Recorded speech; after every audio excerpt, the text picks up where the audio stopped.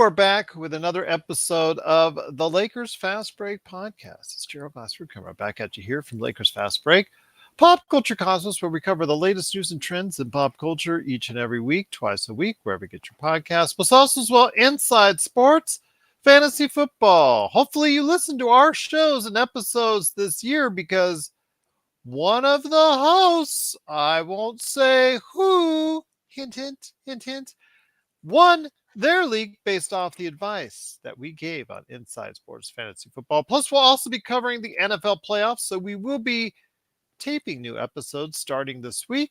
Look forward to going ahead and chatting it up with Magic Man or Chris Ardieri or Joe Soro about the NFL playoffs kicking off this weekend. So definitely keep your eye out for new episodes of Inside Sports Fantasy Football. Plus, also, of course, Joe Soro.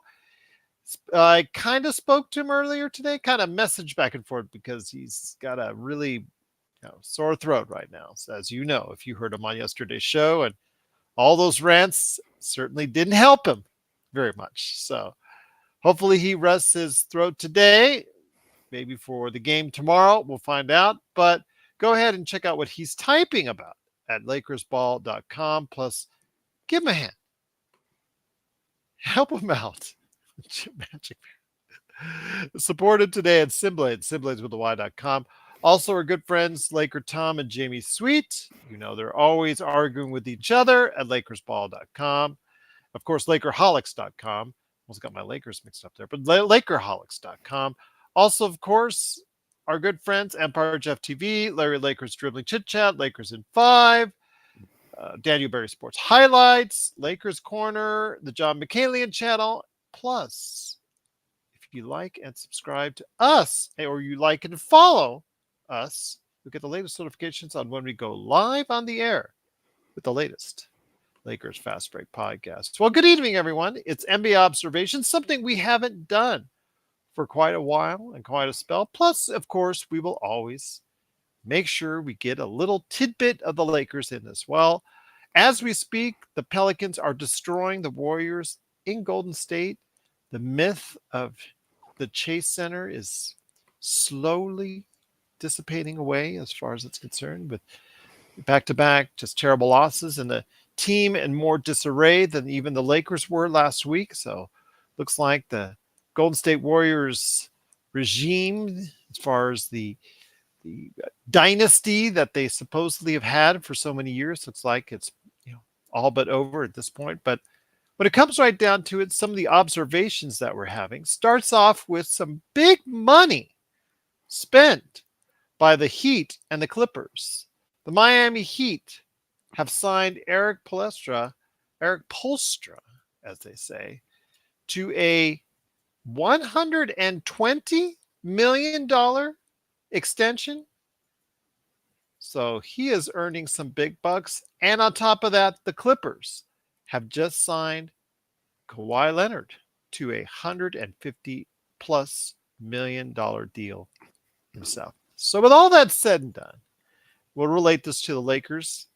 Want to go ahead and ask the man himself about his thoughts on both those deals. And does this mean this is just the kickoff of some free money spending, which would include our Los Angeles Lakers? Are they getting their checkbook ready? Are they, like the old days, like Joe was talking about, as far as that one old lady that still writes the checks at the grocery store? Is she getting out the check? Is Jeannie getting out the checkbook? Is she ready to sign out some more checks? We'll talk about that on the show. But here today to talk about the big deals, good man indeed. He is the madman from Toronto. He did get out of Toronto traffic to go ahead and stop on by to talk about some big money going down in the NBA. It is the Magic Man, Sean Grice. And Sean, great to have you here. I apologize. Alfred at the last minute had to cancel. He's looking to come back and jump onto a show next week. Since we do 7 shows a week, that's not too hard to accommodate for that. So when it comes down to it, you've got some big money flowing around, my friend. Miami just dished out a ton for Erik Spoelstra as far as his extension, and also as well Kawhi Leonard for 3 more years, which I don't know. I mean, I think he still negotiates for himself So I think, you could say whether or not it's a good move or not because he was on his way to free agency and possibly could have gotten a better deal. Your thoughts on the big money that's being spent right now in the NBA, my friend? You know what, Gerald? I think that, to be perfectly frank with you, Spoelstra is still underpaid. Even though Really? his contract, yeah, he's grossly underpaid to me because he operates in a landscape where he has to deal with significant um hindrances. First of all, he has to deal with the salary cap. Some years Mickey Arison wants to spend money, Gerald, and then Mhm. other years because COVID, because he owns Carnival Cruise Lines.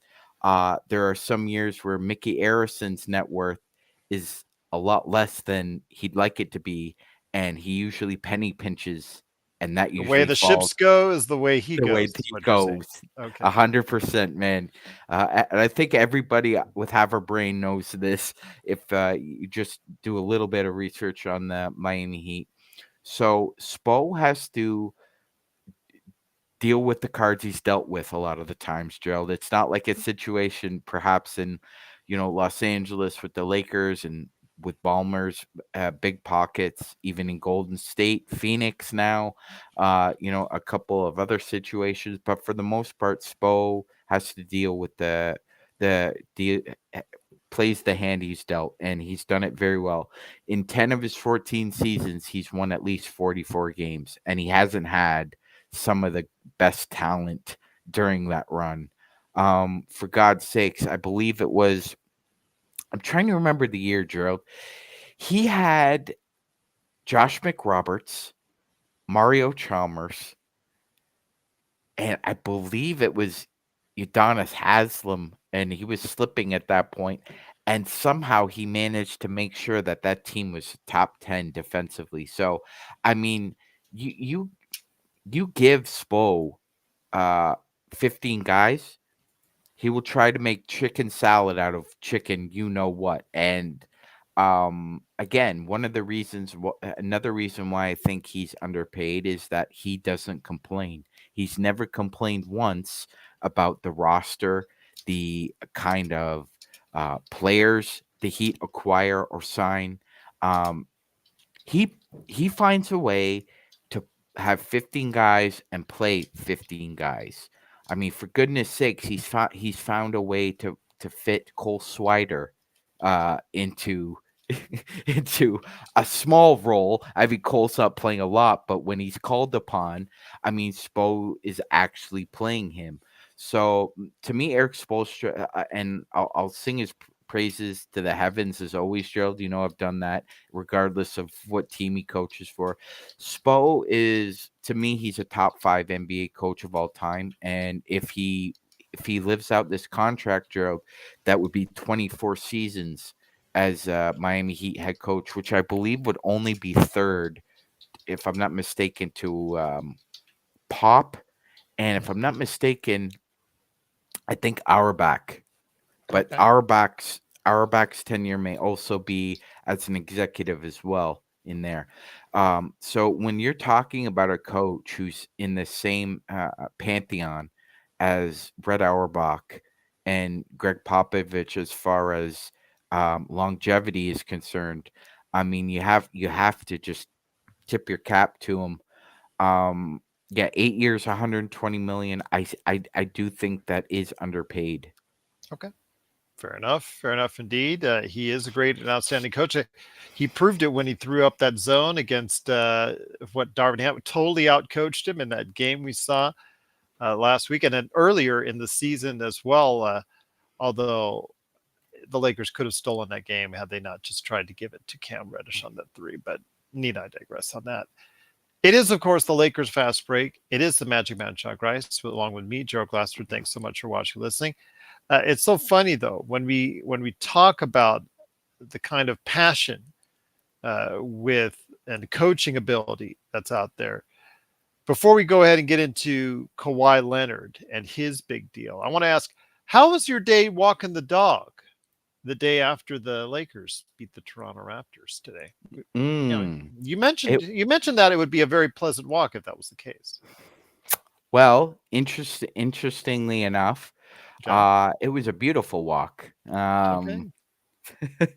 Because I happened to be going down John Street, which is a major intersection in the city, drilled, Mhm. and it's got a big park, and happened to be wearing my LFB hat and my LFB hoodie, and as we were walking, I see a few Raps fans who free throws. And I'm like, you know what? That's the way the cookie crumbles. Um, So let me ask you this on top of that. You saw the rant by Coach Darko last night of the Toronto mhm. Raptors, and I remarked on the air that I admired it in the way. I'm not, as far as the 23 to 2 free throw disparity. Hey, I loved it for the Lakers, but you could admire the passion that Coach Darko had in his rant, which he will get fined, which Raptors better pick up the check, is all I'm saying. They make Darko pay that, then they just really are a terrible organization. He showed the passion last night Lakers fans want to see from Darvin Ham. And Joe at the time kind of brushed it off, but then when we spoke earlier today, he mentioned that as far as the big blow up by Darko was concerned. I mean, it is the talk of the NBA along with what's going on. It was a guy that was relatively unknown has gone into the spotlight because of the fact that he was just so angry, just so passionate about his beliefs and what the disparity was in last night's game. For me, it's just as a Lakers fan, I just wish we could see that some of that passion instilled because we were brought on to believe that Darvin Ham was a motivator. He was a guy that would, people would run through walls for, and that is such as far as players wanting to do anything as far as for him because of how emotionally, viable he would be for them as far as a pillar of strength through thick and thin for them. What I ask you though, my friend, is when you see that passionate speech by Darko, what does that say about what we do not have here in Los Angeles? Says a lot, and I'm with you. Unfortunately, had to catch up on some sleep last night, so Good. wasn't wasn't able to make the post. But I agreed with 100% with Gerald. I mean, I think Toronto fans were worried that Darko was some kind of church mouse, Gerald, that he would stay Well, I uh, just saw him during coaching innately during the game. quiet. I see him moving around. I see him clapping. I see him Yes, talking to his players. I see him, motivated. I see him moving around. I see him running around the sideline. Whereas you look 5 feet away, and I noted this on the broadcast, pockets, hands in the pockets, right, 5 feet away. yeah, It's disturbing absolutely. to me. It is very disturbing to me It unless you have a cerebral plan of action that's working effectively. It's just so just annoying to me that this is taking place for us. it is annoying. It is annoying because you see exactly. Gerald used the right word there. Passionate. You saw a lot of passion from Darko, not just during the game, but after the game as well. Now, to be fair, some of that free throw disparity was a result of the Raptors intentionally fouling the Lakers to stop the clock. So, I mean, that aside, yeah, the disparity is what it is. Like as a Laker fan, I'm not going to be a home. I'm never a homer, Gerald. You know that. I love the Lakers, but we don't wear purple and gold sunglasses when we need to be authentic. And the fact was that Ben Taylor is one of the, I'm not going to swear, one of the crappiest refs I've ever seen in the NBA. And I've been watching the NBA regularly since around 1991, ladies and gentlemen. 1991. I started in 1990. It's very young. That being said, he is one of the worst. He missed a few calls that that were very egregious, Gerald, and very obvious fouls. Um, he also loved. I'm not sure if it's home cooking or not. The psychological tenor, but he is terrible. And if Eric Lewis is no longer in the NBA, I would advise Monty McCutcheon to take a serious look at Ben Taylor's uh, work so far because it is poor at best. And I don't think he should be an NBA referee anymore, Gerald. And to be frank, we discussed this last year, Gerald. The Lakers fast break talked about how poor, abysmal, atrocious, terrible, very bad, no good refereeing in the NBA, and unfortunately it's spilled over to this season as well. And uh, I heard Joe. Joe is correct. Because the refereeing is so poor and abysmal, it makes for a bad product. It does. You have to have at least some synchronicity.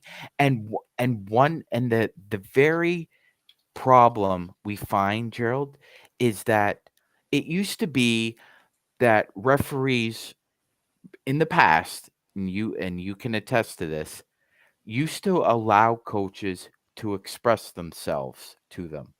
Now, they may have not liked what they said, but they allowed them to express themselves. The players as well. Bennett Salvatore, Joey Crawford, Ed Malloy when he wasn't a dick, Tony Brothers before he went over the hill. I remember Imani who runs it. I remember all these guys being able to take uh, crap from players and coaches. Cheryl. Now, everybody's got limits, and that's true. But these guys at least let them rip a strip off them if need be. And a lot of times, referees would go back and say, "I'm doing a better job tonight than you are." So, but it just seems that Gerald, when you look at the communication between the employer and employees, and what I'm saying is that Adam Silver employs the NBA referees to do a good job for them, for their product. They are not. They are not. They are thin skinned. They are too quick for judgment. Like they'll just like Ben Taylor, formerly Eric Lewis, and like I said, that Dick Ed Malloy now are just quick to give teas. And you see it, Gerald. There is no communication with the refs. They will not listen to the players. It used to be the player would be able to get the ear of the ref, say their piece, and then you'd move on to the next possession. Now got to stop the game for 10 minutes for a review. You got to make a point to tee them up and talk your smack. NBA refereeing used to be an art form. It really was. I'm not trying to be hyperbolic or exaggerated, but they used to be very good at their job because they would self-critique. That's not happening anymore, and it's making for a bad product. It's like say this, right? If when you're in a hospital, if you when you're in the emergency room, you have a charge nurse. The charge nurse is responsible for all the basic information, and it gets passed along the chain. If that chain gets broken, then the whole system is at risk. And that's what's happening now with this game. A lot of people are blaming the product on the style of play, and that plays a part in it, no doubt. All three of us would agree about that. But there's also another problem with these referees and their thin skin, and I'm tired of it because it's making for a bad product. Once again, it is the Lakers fast break. It is the Magic Man Chung Grice. With me, Gerald Glassford. Thanks so much for watching this thing. Also here today, good man indeed, It is Amar Ooh. Akbar, the guy Oh, behind the 5 Things articles. Yes, you at Lakerholics.com. It is Jamie Sweet. Jamie, great to have you here. Hope you're feeling better, my friend, after your bout of whatever it was a few days ago. Hopefully, you are feeling better like Joe is. At least I'm hoping that he feels better. I want to ask your thoughts, though. Spoelstra signed for a huge contract. You got Kawhi signing a huge contract. That's all well and good. And we'll relate that to the Lakers here in a second. But last night's game, when it comes right down to it, Darko showing that passion because his team got outscored at the free throw line 23-2. We're talking about the kind of passion that I think many of us out there in social media are hoping that we have a coach ourselves that may one day show that kind of passion and may get the team fired up and basically get them in a better position going forward. I mean, they're two very different people. So I wouldn't expect Apparently. I wouldn't expect to see Darvin Ham, throw his beating heart on the table and let it bleed on, like you saw yesterday. I watched that clip, and I mean, okay, he's got a mild point, and I think that's probably what you guys were talking about. Some things that can't be ignored. The Raptors did foul. We had to challenge to get, and if you look at the last 2-minute report, the two calls or as Joe would say, the 45-minute report for all those. I wish it was a 45-minute report because that would be, a little bit more truth telling. But in the last 2 minutes, all the calls that didn't get called benefited the Raptors, and that would have advantaged us even more. I thought Reeves got bumped on his shot. I thought AD got pushed in the back. I thought that they hit AD a lot when he was going up, and that's not to say that, should Scotty Barnes when Max Christie challenged Scotty Barnes' shot with about 30-ish seconds to go, should he have been called for a foul? Probably. He probably should have. He didn't have straight verticality. So if you want to say that call, went against the Raptors, sure. But it's kind of ignoring the fact that a good 6 or 7 of those fouls were intentional fouls to stop the clock. They were trying to extend the game. So you can't count those against the total tally. And so if he had been a little more honest, I think, with the press, if he'd said like, well, okay, I'm pissed about the discrepancy, but in all fairness, 5. Let's just say it was 5. I think it was more, but let's just say it was 5. So suddenly that goes from 23 to 18. Oh, okay, that's not quite so bad, is it? Now it's still an advantage to the Lakers, but it's not that. So I listen, nothing was as bad. Nothing will ever be as bad as the blown call of Jason Tatum manhandling LeBron's arm in Boston at the end of the game to send it into overtime, where Pat Bev walked out with the camera, which is one of the classic NBA moments of all time. Granted, it did get us a technical foul and put us behind. I've never seen overtime start with the other team down by a point, but we somehow managed to make that magic happen that last season. So nothing will ever be that bad in modern NBA history. Nothing will ever be as bad as Tim Donaghy rigging the Sacramento game, much to Sacramento fans' dismay. Forgetting, of course, that he had rigged the other game before it the same way. But that about that one. And that also Sacramento couldn't rebound the ball to save their lives that whole series. So it works itself out. It's a long season. It works itself out. I'm sure Raptor fans wish they had won the game. And that's one of those games where if it had gone another 30 seconds, they might have. We were playing on our heels. We were playing gas. They were hitting shots. They were locked in. That game goes another 20, 30 seconds. They might have pulled it out. But they didn't. I mean, and they're kind of forgetting the fact that, Schroeder went back to being a weird dude, like kicking his leg out, trying to draw weird fouls on D'Lo, and we had to challenge that, and we got that call. So I'm not concerned. I thought, he like yelled and screamed and pounded the table. It's often the loudest person who has the most to go back and look at and reassess. And so I thought, while he may be uninspiring, while he may have curious choices with his rotations and how he handles role players, I actually prefer Darvin Ham over Darko because of his steadiness, because he does, and I'll never forgive him for that one game comment. That's the sort of thing you can think, but you can't say. Why is everybody hanging on one game? No. You can say that to the team. You can be like, hey guys, it was one game. This is a marathon. We got time to pull this out. You can't say that as the head coach of the Los Angeles Lakers to the national media. You're asking to get. I mean, am I allowed to say the S word on this podcast? You're asking to get duked on. You were going to get Duke all up in your business, and I think you probably did. And so it was no surprise that Jeannie sent that text out, or maybe that was the day before. I can't remember, but it's no surprise to me that all of these events are in confluence, and everybody's making a mountain out of the molehill of LeBron James praising his friend Ty Lue, praising the coach that he won his first title ever with, and Erik Spoelstra, and not for some reason just going on Twitter and talking about how great Darvin Ham is and sunshines and kitten and rainbows, and nobody does that. What you don't see Jokic going on Twitter and being like, Michael Malone is the godfather to every child I will ever have, and I will name my house after him. Nobody does that. Nobody. It's BS. It's like when I just can't even get into it. It's beneath me, frankly. All the Twitter crap is beneath me.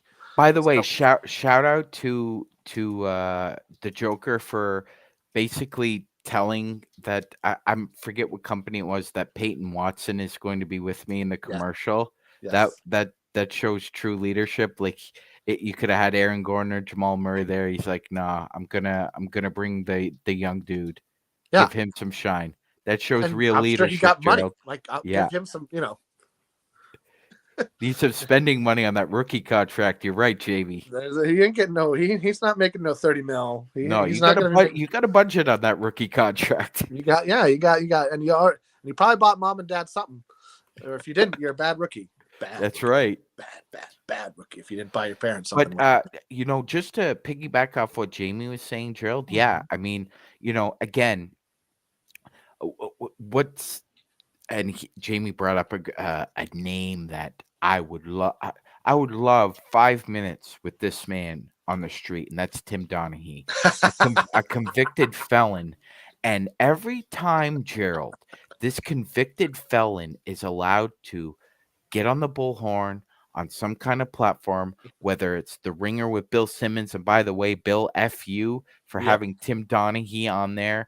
But at least at the same time, he'll put somebody from the FBI on as well, Jill, to counter just about everything Donaghy says. But whether he's put on ESPN, any other platform, these people are real garbage flies. That's the best way to put it, because they're willing to give a convicted felon that mouthpiece, a bullhorn, and that's bad for the product, but it's good for you, because you, as a producer of that show, you think it creates controversy, so you think controversy is good. But we don't understand is that for casuals and people who either have have an issue with the NBA because you're racist, that's just like, if you have a problem with basketball, that's just you have a problem with the guys playing basketball for the most part. Just saying. That being said, it gives those people the ammunition to talk about go down this wormhole about Vegas, and how Vegas and the refs are coincide, working together in concert, and blah blah blah blah blah. It's really dumbing down our conversation. It's like a dimmer switch for intellect when you have morons like that being able to influence how people think, because they need to clean up from the inside out. And morons like that, and people like Ben Taylor or Eric Lewis, for example, have no sense of self-reflection on their job. Like, your job should be up for performance appraisal no matter what you do. Whether you're Gerald Glassford and you work in podcasting, whether you're Jamie Sweet and you work in the music industry, whether you're a plumber, a paramedic, an airplane pilot. There's performance appraisals across the board, and these guys are so thin-skinned, it's unreal. I've never seen a more thin-skinned group of professionals in my life than NBA officials the past 2 years, Gerald.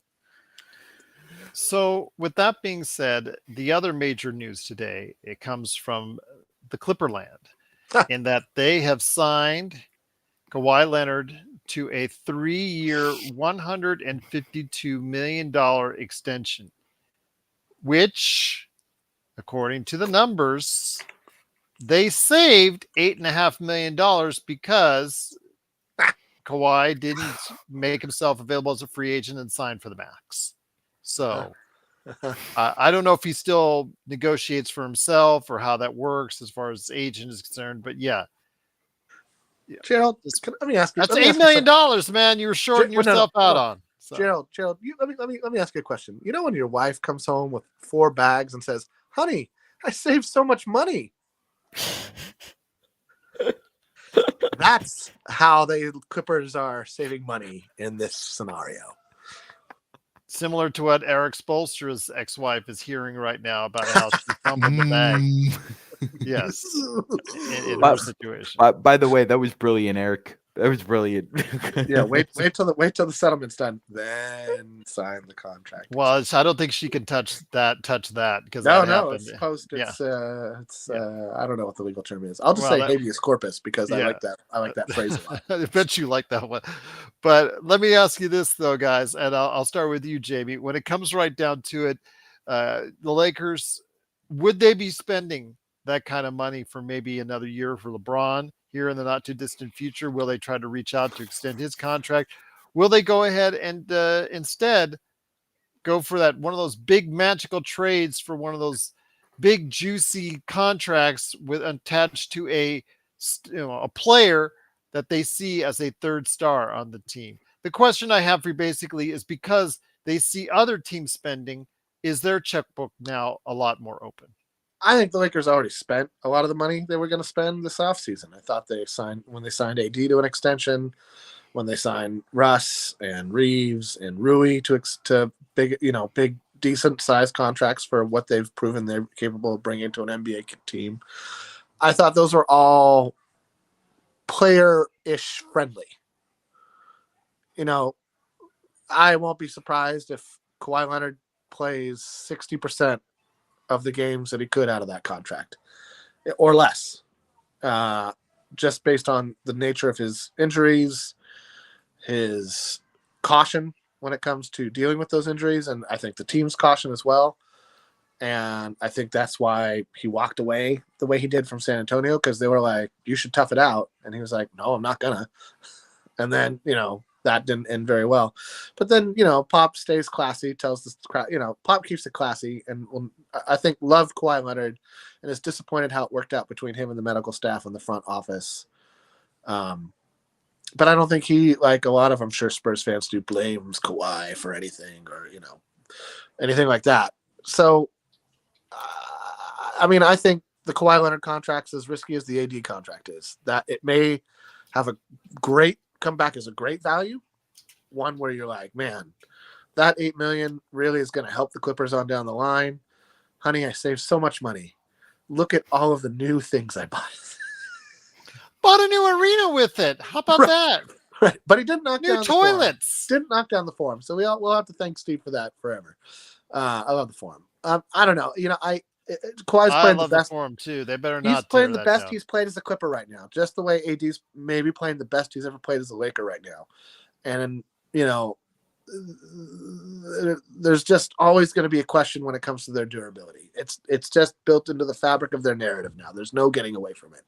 So good luck on that. With that, I was a little bit surprised to see it in season. I won't be surprised if they get George. I'll be surprised if LeBron doesn't control his option until after the season. It would be unless his body is saying something and he's like, well, all right, another 30 mil in the bank isn't bad. Unless his body is saying something to him, I will be very surprised if LeBron does anything at all contract wise until after he really has a chance to see what this team can do over the course of the season. Because I don't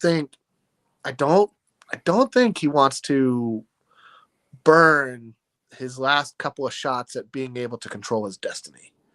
He's a man who likes to control his destiny. He likes to control his narrative. He does not want to be, I don't think he wants to be looked at as, LeBron went to the Lakers so that he could play out his years as in the superstars old folks home, the way Kareem did, the way Kobe did, the way we would have let Magic do had it come to it. But, I think that he would rather, obviously he has no problem hopping teams, right? That's in his DNA, and he's going to chase a ring. And I think he ultimately probably wants to retire in Cleveland, even if it's for a vet minimum deal and then they waive him, he'll be on the roster for the final season of Cleveland, maybe sit on the bench, get some, I would be surprised if he didn't do that. Let me put it that way. And I'd be surprised if the Cavs denied him that, because it would be a nice form of bookending his career. But I'll be surprised if he signs anything that commits past this season, in season. I wouldn't be surprised if we had a good playoff run and he does it in the summer. Even before, right up until the deadline, whatever that is. I think for him it's June 30th, the way it was with Kawhi. Right? I'm not sure what his deadline is. But I do want to just real quick, Kurt Affair is just one of the funniest people on planet Earth. That he Kurt, is. You crack me up every time, man. Thank you for being humorous. But I think that both the Spo deal and the Kawhi deal represent the trend of the modern. Really, it started with Monty Williams, you could argue, and that what's Monty Williams ever won as a coach? Nothing. And he got one of the richest deals in NBA history to coach a team that's won 5 games, 4 games, 3 games. About that, yeah. They're not even sniffing double digits yet. So that's one of the places teams can spend without any kind of punitive action from the NBA. You can spend $1 billion on a coach if you wanted to. You could lure Phil Jackson out of retirement for $1 billion, I'm sure. And you can spend $1 billion on an arena. You can spend $1 billion on a training staff, but you can only spend so much money on the team. So it's not surprising to me that Pat Riley and the Heat brain trust, I don't want to even call it a reward, because I think Coach Spo works his butt off and, frankly deserves that kind of, payday to some degree. So, it's just it's the way the NBA is going to go. And it's the way pro sports is going. So it's just going to keep making more money, which means more money is going to be spent on it. And people will be like, oh, I wish I made that money. Well, you're a plumber, or you're like me, you're an IT tech, or you're whatever you're doing. You're not an NBA coach, unfortunately. You're not a superstar athlete. And that's why we're not making that money. It's as simple as that. Magic Man, let me bring it over to you. And once again, it is the Lakers Fast Break. It is Magic Man Sean Grice, Jamie Sweet, a.k.a. Admiral Akbar, a.k.a. Yami Swoot of LakerHolics.com, and me, Joe Glassford. Thanks so much for watching this. We truly appreciate it. Magic Man, so I ask you, are the stakes getting higher or a little bit warmer? Because I don't think that Kawhi was going to be a target of the Lakers come free agency. I don't think that was in the cards, especially after what he did last time to spurn the Lakers. So be that as it may, though, it looks like that the Clippers are not stopping spending money. Heat, as you saw, even on their coach, they're dishing out top dollar or top dollar. Let me ask you this, my friend. Money. When it comes right down to it, do the Lakers need to start looking at being a little bit more fiscally spendy, I should say, fiscally spendy per se, in order to get a better team around LeBron and AD?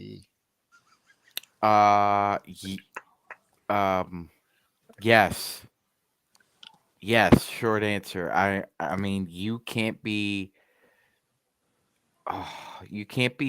thrifty and frugal. If you're a car collector, Gerald, if you're a car collector, okay, let's just use that as an example right now with the Lakers.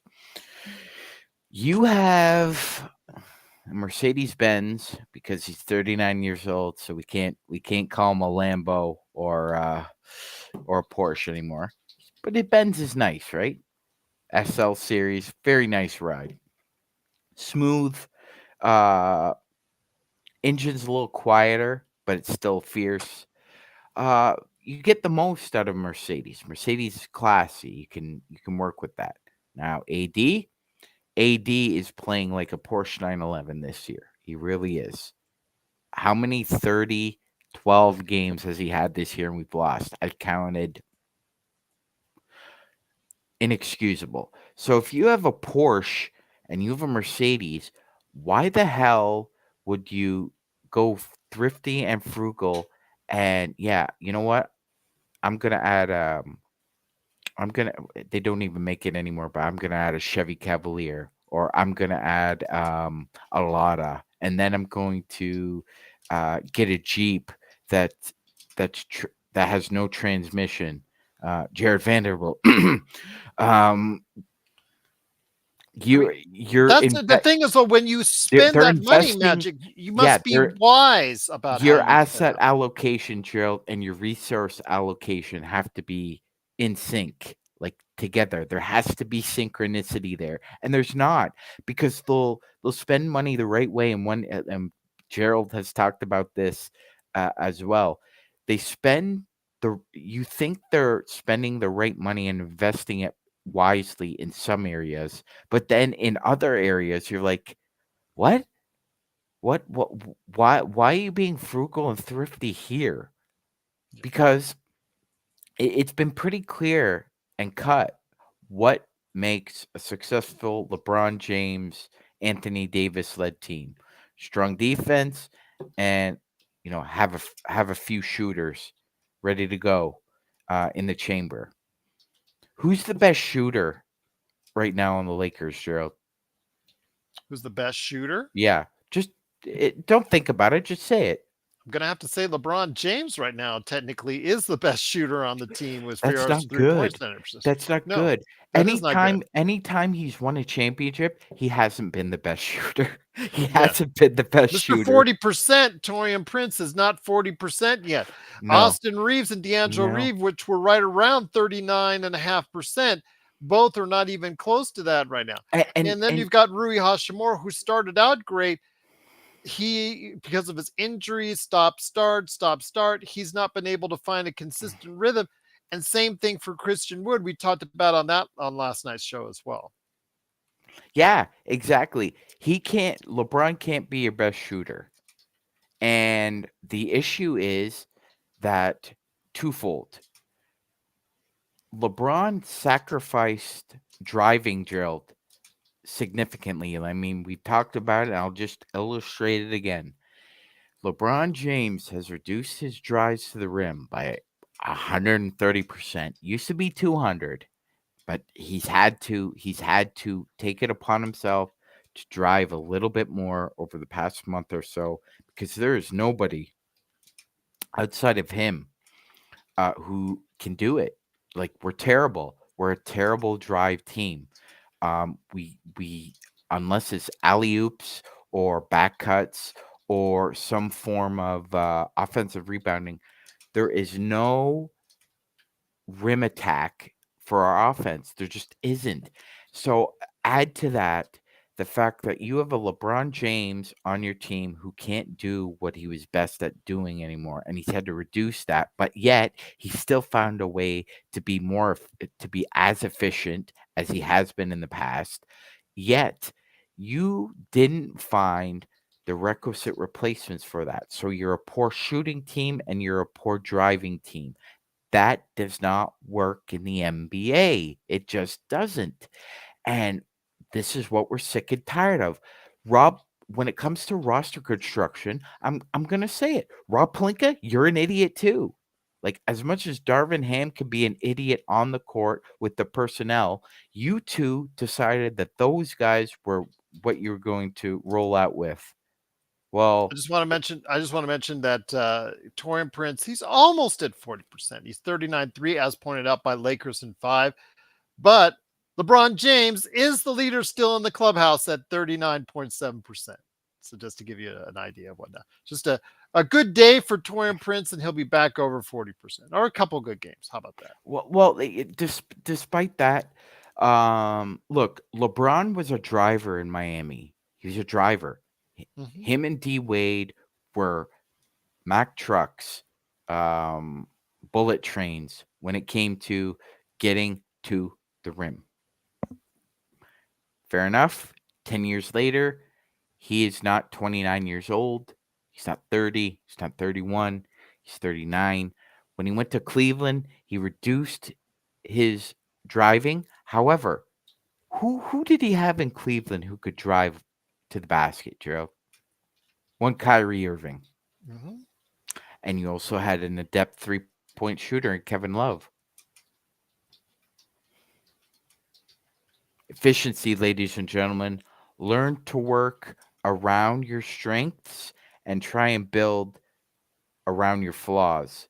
That's what Kobe Altman did. So for Rob Pelinka to basically say that, Darvin Ham was his guy and, we're putting a team around that we think is championship caliber. I mean, you're deluding yourself, man. You're deluding yourself. I mean, some of those Atkins diet commercials you do, Rob, I mean, you must have had botulism once or twice because your brain is completely on a different stratosphere than mine or Gerald's or Jamie's or Joe's or any other Laker fan with half a brain. Because you are terrible at your job, dude. You are just bad at your job right now. And I'm just gonna say it. Rob Pelinka, when it comes to roster construction, you're an idiot. You're an idiot. I don't even want to touch that one because last time I tried to, you saw what happened, Magic Man. I will just say he has just he's had one brief window of success that has saved his job. Outside of that, he has been inept. I mean, the Russell Westbrook trade, he should have just told LeBron, here's a clip of the second round series in the bubble. Do you remember this and understand how bad of a fit he is? It took probably a 5-year-old to realize that. Well, then again, some people actually liked it. I'm certainly was not one of those. I can tell you on this show, I was not one of those. And I can tell you for a fact that I did not, you could see how bad of a fit it was going to be from the get-go, but it happened. We have to move on. But then you get to the point this summer where they did not do their due diligence, Magic Man, in regards to the knee injuries before that Gabe Vincent suffered. I understand that they have to do some sort of medical background as far as clearance is concerned before they sign those contracts and whatnot. But I really think they should have even done more due diligence on that because it was really, really troubling to see how bad and how quickly before he was having all those knee issues. And it wasn't something that he really did this season. It looks like something that had deteriorated with the knee that caused those issues with the knee on Gabe Vincent. And then, let me just say this. On top of that, you compound it with the Vando signing. That Vando signing is looking worse. Who was asking for a Vando extension at that point in time? I don't get it. AD, I get you throwing the money at him and him taking it because he knows his body better than anyone. He'll probably go back and regret it if he does last out all these years because he would have been able to be a free agent and then sign for a max deal with the Lakers or someone else. So maybe he'll regret it later on in life, but still, he gets a chunk of change, so I can't feel too bad for him. But the Vando signing, I have absolutely no idea what Rob was thinking as far as throwing that out there. It just came to the point where Vando needs to be an improvement, needs to be an actual plus on both sides of the ball, and he's nowhere near that. So to see that we might be on the hook for him for 4 years, doesn't matter if it's at $11 million. That's still $11 million. If you're over the cap, that gets compounded, then it's more than just the $11 million a year. So yeah, these type of mistakes, these little things, they add up to a lot. And again, if we could go on another hour or so, but I know we're going to go here in a second here, but we could go on for another hour and a half on Rob Pelinka and the job he's done. But I think this is just as much as a prove it to me time for him that he can be consistent with his trade deadline deals to help improve this team. And also as much as it is for Darvin Ham to see if he could be a coach that can last the season and maybe even longer with the Lakers, because right now I don't have faith in either one happening at this point in time, Magic Man. I don't either, Gerald. At times, sometimes the best defense is a good offense, and I'll use an example.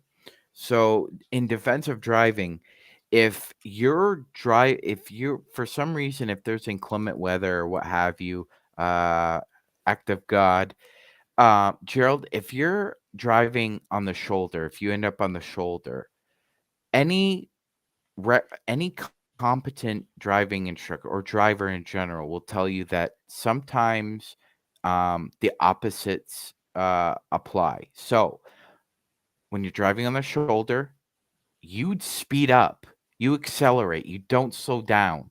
Because if you slow down, what happens is, Gerald, you end up in the ditch or worse.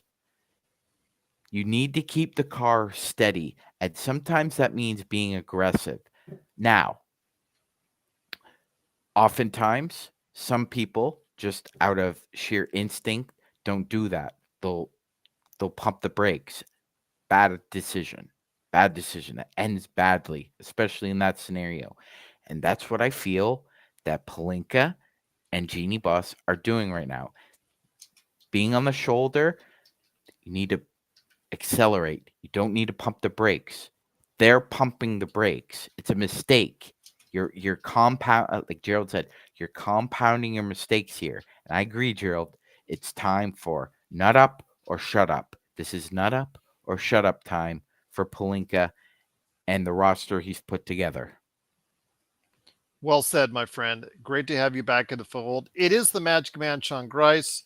Truly appreciate him stopping by. Thanks again for watching and listening. Cannot thank you enough for being a part of what we do here. Plus, want to give a big special shout out to Kurt Affair, who's been leading the chat room. Cool bros out there. Truly appreciate Blue Magic. Joshua Dietz on Facebook, one of our best and most admirable Facebook watchers. Truly appreciate everyone out there. Red Cloud, cannot thank you enough. M24, just great crowd tonight again for us. We truly appreciate you joining us. Looking forward to LI5. Go ahead and check out his channel, Lakers in 5, as always. But my friend, we will be back tomorrow for the pregame and then for the game against the Phoenix Suns. And then, of course, the postgame. The best postgame that is out there is, of course, right here at the Lakers Fast Break. Any last thoughts, my friend, before we head on out? Yeah, Gerald. We had a good question a couple days ago in the comment section, and I just wanted to say, I think if you had to say who the three best teams right now playing in the NBA, you'd have to go with the Jazz is one, even though the record is 18-20. The Clippers are two, the Nuggets are three. The Jazz are playing the best basketball in the NBA of any team. It'll be a big test tonight. We'll see how they match up. But Will Hardy is one of the best coaches in the NBA for a reason. He's turned that situation around because as far as tactician and scheme goes, he's top 5 in the NBA. He is up there with Mark Daigneault, up there with Erik Spoelstra, Spo. And I Sure, he'd like to be up there salary-wise with them too. Well, Hey! you know what, Will Hardy? If you bring a championship to the Utah Jazz, you'll get paid. You'll get Cha-ching. paid. Cha-ching.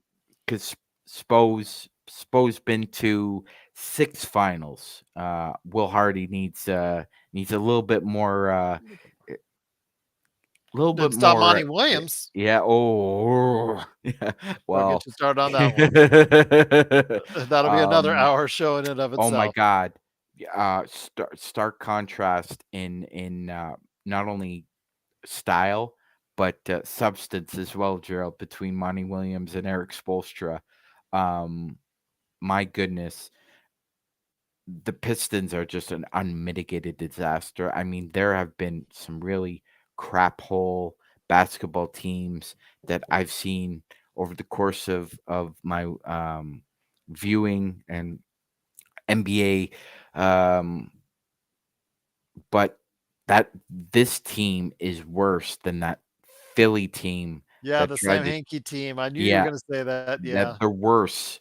They're worse Yeah, because they're in bad. that instance, Hinkie was intentionally trying to be god awful. Mhm. Monte Morris and the Pistons weren't trying to be this No, terrible, Gerald. no. In fact, we talked as far as in our NBA preview about the possibilities of them improving from last season. That does definitely does not look to be the case.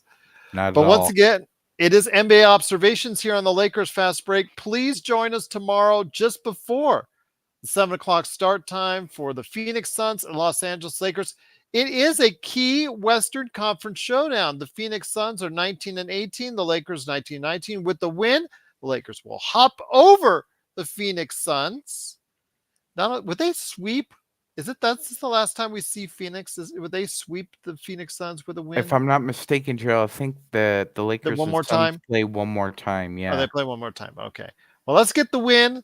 Let's go ahead and see what we can do to get back into the thick of things in the Western Conference. At least we get above 500 would be nice. And truly appreciate everyone joining us here on a beautiful Wednesday evening. Magic Man, great to have him back in the fold. He rested. He looks good.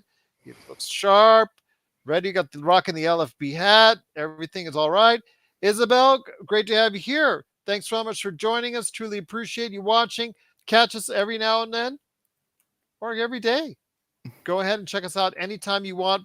Please like and subscribe to go ahead and get the latest notifications on when we go live on the air with the latest Lakers Fast Break podcast. Remember, tomorrow night we'll be on the air right around 6:45, and then we'll go ahead and show you the game. We're going to do a simulcast again. God help us all. We're doing another simulcast for the Phoenix Suns and Los Angeles Lakers. Look for that.